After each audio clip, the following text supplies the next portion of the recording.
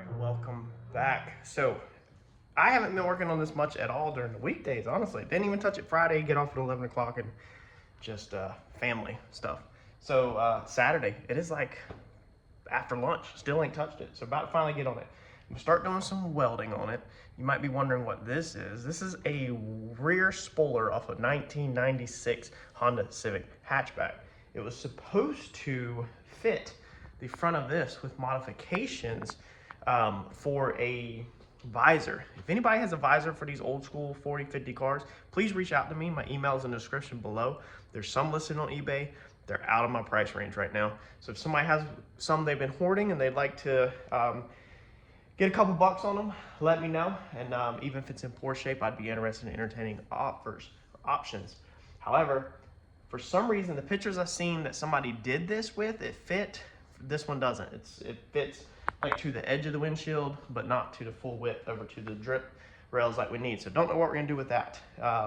We've been also working on researching the wheel combination this week, all kinds of stuff just not out here. Now I did get in a couple things and I did take y'all's advice. So a couple people recommended switching over to the 0.023 wire, welding wire. So I did go pick that up. I just loaded that in the gun and we are going to move forward with welding this up with 0.23 wire. We'll see how that works. I'm very curious. I've never used 0.23. You know, we have the gap in there, the thickness of a cutoff blade. So I'll see how it works. Maybe it will help the weld not stack up on top. I really don't know. I have no freaking clue. But what I want to do before I start welding this up is pick up where we left off on this low spot right here. I want to try to hammer this up a little and see if it will come up before I continue to burn it in, since I got some decent tacks on it. Now I was doing some research on hammers and dollies, because as I told you in my past, if you've been following this whole build, this is just a cheap Harbor Freight kit. And these hammer and dollies, the reviews you see online from the pros, they're decent for beginners, but they're not gonna do much.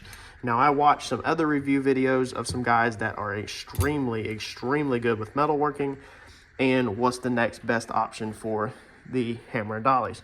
So one guy showed a review on the door skin repair kit. He said that, you know, this thing is cheap. I think it's like 30 bucks, $28 with the coupon another weekend. He said, absolutely go out and get yourself this kit, because most everything in this kit is not really good. You can look it up on YouTube and it explains it in depth. I don't need to waste my whole video explaining it.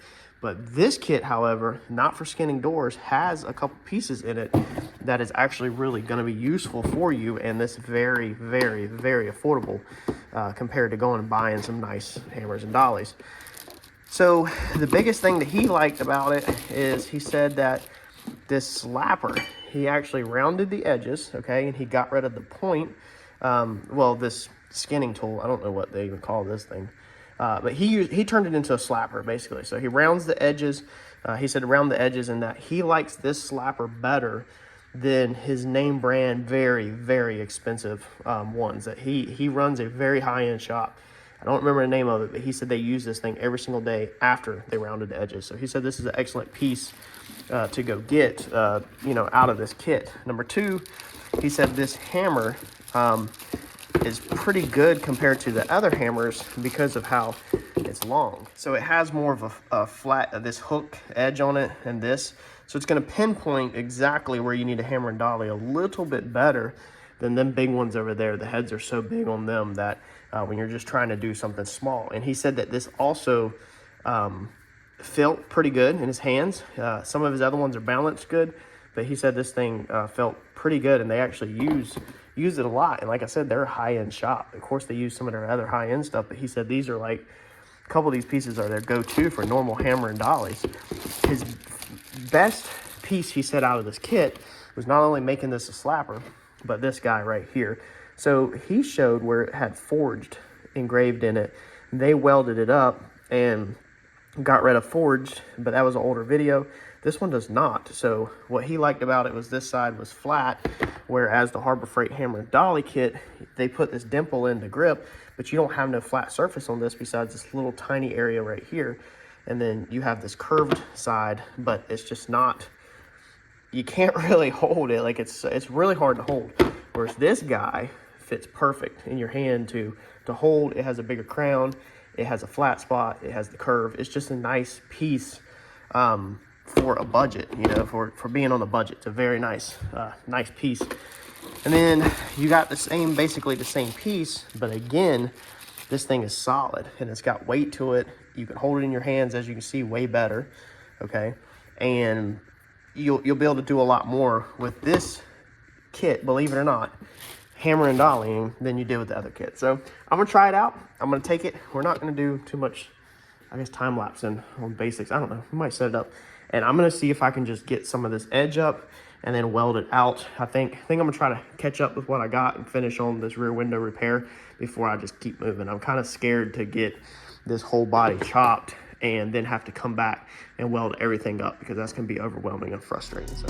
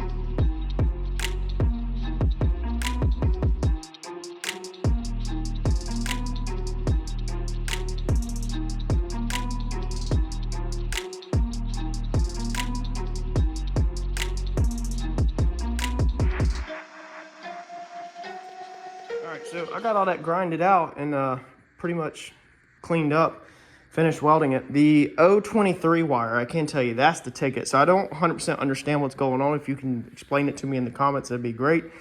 But it seems like the panels are not getting as hot. It seems like I can hit more tacks with the 023 and the panel's not as hot. I had the heat setting on the same exact setting that I was using the other wire. I think the speed is 1 notch up. But is it because the wire is so thin that it melts way faster, way easier? It doesn't put so much heat in the panel. Is that what's going on? I kind of think it is.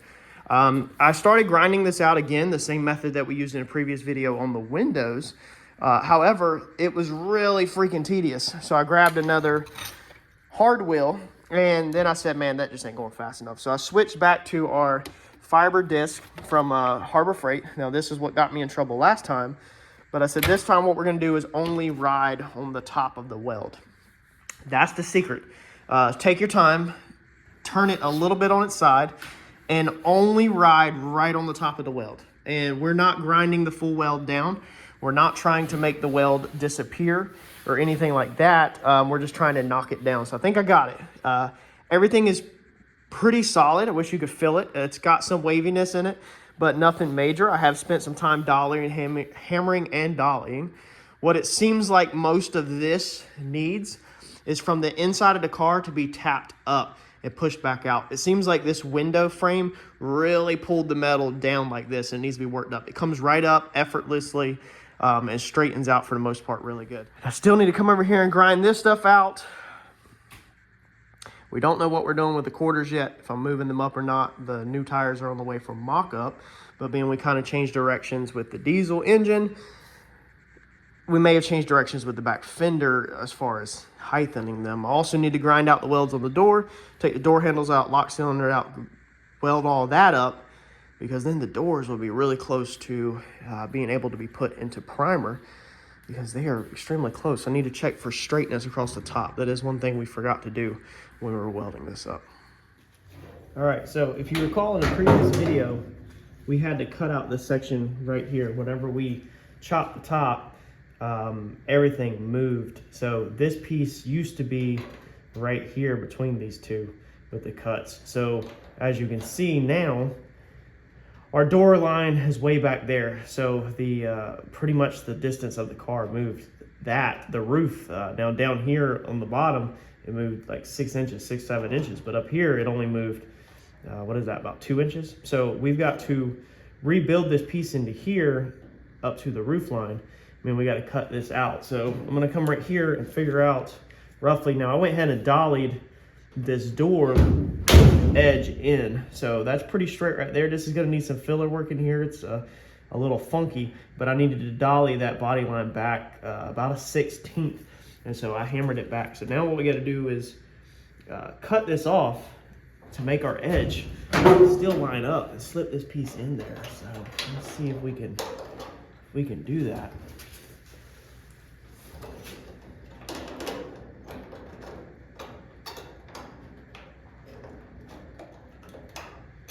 Honestly, it's gonna be like that. That door piece is on it. Let's see here, so it needs to be cut pretty much like right there. And then I'm hoping that we can take the leftovers and slip it around to the front and not have to make anything.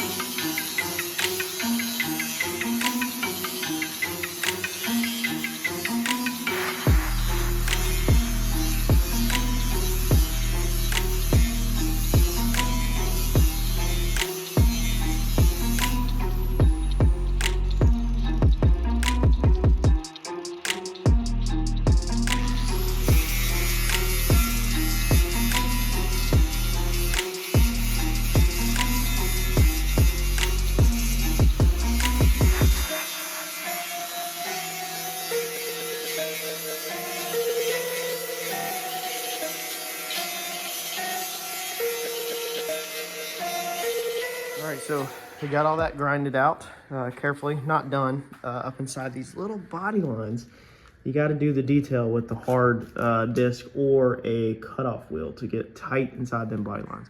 But besides that, I got all this welded up to where we're at. All we got to do is fit in that piece for the back window.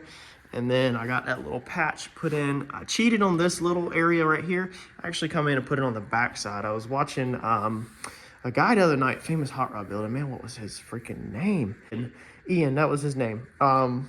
And dude, when he does chops, he overlaps the metal. I wish I would have freaking known that that was acceptable. I don't know if it's acceptable or not, but that's how he does is he overlaps them and then goes back inside and trims out the excess. And dude, I would have definitely overlapped the metal 100% probably if I knew. I mean, I thought I could get away with it with body filler and everything and it still looked good. I understand that butt welding it is probably a lot better, but I bet that by the time you overlap metal and skim it versus dealing with any slight distortion you have in the metal and the filler you're going to put on it, I bet it's about the same amount of filler. You got to understand that this filler is tapered the thickness of sheet metal, so that's really thin, man. So that's what I did. I just literally took a scrap piece versus trying to burn through them little tiny holes and put it on the inside. Took a cutoff wheel, try to get up here, and we got a lot of detail work we got to do here before paint, so this is going to have to get seam sealer cleaned up inside all here, a wire wheel. It's gonna have to have a lot of little detail around the bottom of that drip rail all the way around to make sure it's nice and clean, because it is dirty up in there, like you can see. So we got some detail work to do, but I got to build this patch right here, put that back in on the inside. I got to find that piece, it's somewhere. And besides that, this is all welded up right here. Just got to do that. And then the door, we finished the door in the previous one. You know, we got that one piece underneath there to do it. I was honestly going to wait till I took the door off to do that piece. I've got it floating around here, but there we go. So that looks good. Man, that looks good. It really does. On this car, all the body lines are slightly funky from the factory. So I'm not looking for perfection, because from the factory it wasn't perfect. And we're building kind of like a hot rod, not really a rat rod. Hot rod, rat rod, I guess you could say. So we're getting there, dude. We're getting there. Literally on this side, all I have to do is fit that window up, and this side, this whole 75% of the car will be done, because all we gotta do is that, and then we'll be moving down to rockers and stuff. But when we move down to that, we will be lifting the whole car up, cutting the floor out, and that way we can work at a good height. I will literally be building some crib blocks to get this thing where the roof is like way up here, since I don't have a lift, to just make it a lot easier to work on basically. But dude, looks good.